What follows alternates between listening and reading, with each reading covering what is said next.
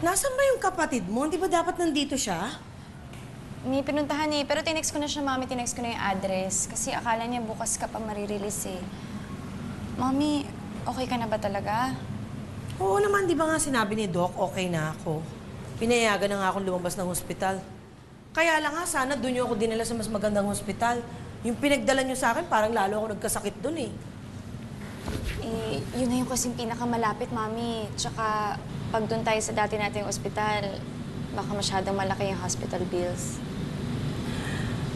Not bad, Iha. Saan mo naman ito nakuha? Palagay ko, dito na punta lahat ng tinipid mo sa hospital bills ko. Maganda. Grabe din yung nangyari sa pamilya mo, no?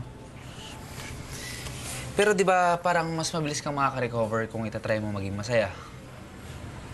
Mahirap kaya yun. Pero, thank you ha, sinamahan mo ako ngayon. Tama ka, medyo gumaan nga yung loob ko. Siguro naman matutuwa si na mama at ate sa mga binili ko, no? Oh, ano to? Yan. Ano? Damit? Para sumaya ka. Sana size mo yan. Huwag na. Madalas ko kasi nakikita na suot mo yan sa school.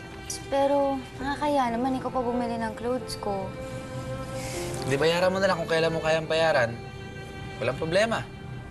Okay, sige. Pero papalitan ko, ha. Babayaran ko sa'yo. Sure. Ano?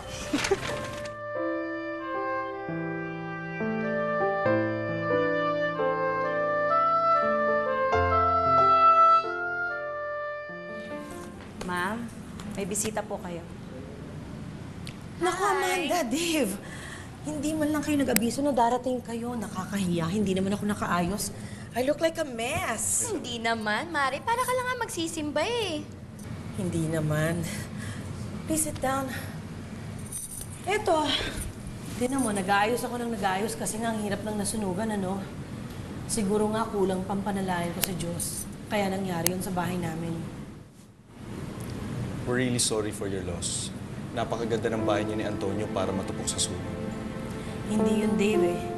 Higit pa doon, maraming alaalang nakakabit sa bahay na yun. Nakapanghihinayang talaga. Kung may maitutulong kami, lumapit ka lang anytime. Oo nga, Mari. Huwag kang mahiya ha. Huwag kang mahihiya sa amin. Marami pa akong mga damit na pwede ibigay sa'yo. Paano to? Itong suot ko, meron ako nito sa green. Sa'yo na lang. Alam mo, bagay sa'yo to. No, we're fine actually. Napakagaling ang bata ni Andrea eh. Can you imagine? Nakakuha kagad siya ng bahay na ganito? Out of her insurance claims lang, ah. Alam mo, Mari, yun nga ang iniisip ko. Paano nyo na-afford yung ganito kalaking bahay? Eh, di ba last week lang hindi kayo nakapagbayad ng kuryente niyo?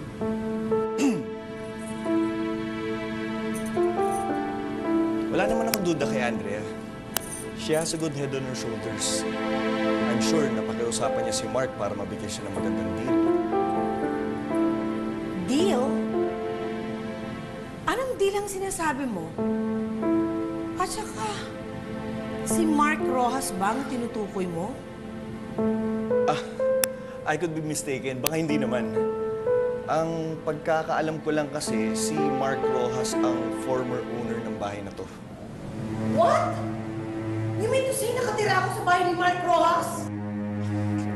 Calm down, Christine. Wala akong alam kung paano kinuha ni Andrea tong bahay na to. Siguro mas maganda kung kayo na lang mag-usap ni Andrea. Alam mo, hindi yan magagawa sa akin ni Andrea. Never! At pinag-usapan na namin ito. Mari, mauna na kami kasi may ballroom lessons pa ako eh. Alam mo, ipapadeliver ko na lang sa'yo itong damit ha. Yung kulay green. Mauna na kami. Halika na. May lessons pa ako eh.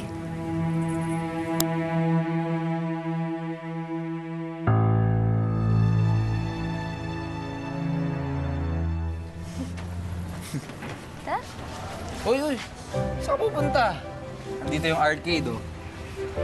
Naglalaro kami ng arcade ng mga friends ko galing States. Nandyan sila eh. Pag nanalo ka sa Slam Dunk, yung mapapanalo na kong stuff toy, sa'yo na lang.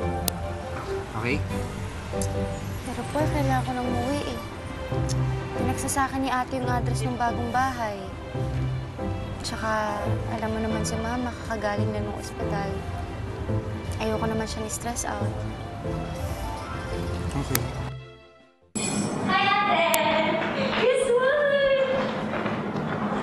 Ano yan?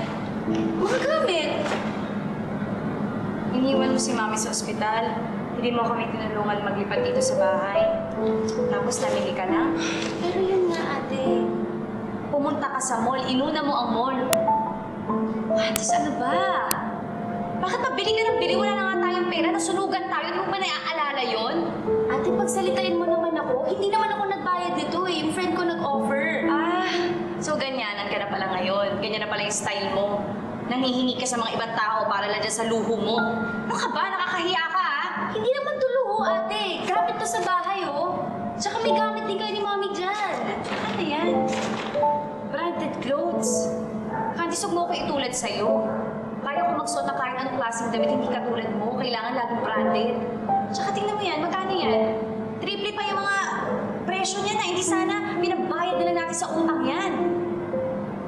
Eh, babayaran ko naman to, ate. With what? Sa allowance na binibigay namin sa'yo. Candice naman, mag-isip ka naman. Ano ka ba? Wala na tayong pera. Hindi mo ba naiisip yun? Maggastos mo, bili ka ng bili.